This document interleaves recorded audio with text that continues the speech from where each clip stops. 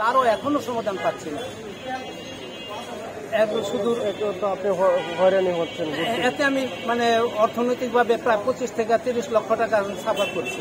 আমি আমার রাষ্ট্রীয় প্রধানের কাছে বিচার চাই, রাষ্ট্রপ্রধানের কাছে আমার এই বিচারটা চাই যে আমাকে কেন এইভাবে হয়রানি করানো হচ্ছে।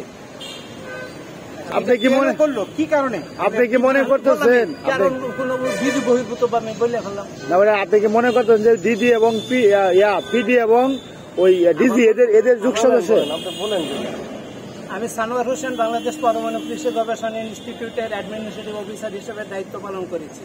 মূল পদ আমার স্টেনোগ্রাফার পদে সিলেকশন গ্রেড সহ 3টা টাইম স্কেলে 8ম গ্রেডে রিটায়ার পর্যন্ত বুক করেছি 10 সাল থেকে।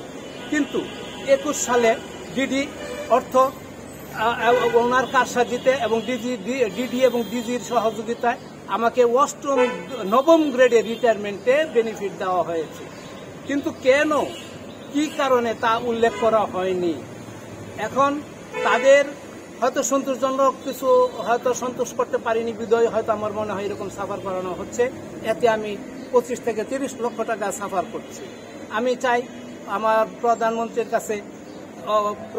কাছে যে এটার একটা সুরাহা সমাধানের ব্যবস্থা করা হোক এবং এমনকি জিআরএস আবেদন করেও আমি তার সমাধান পাচ্ছি।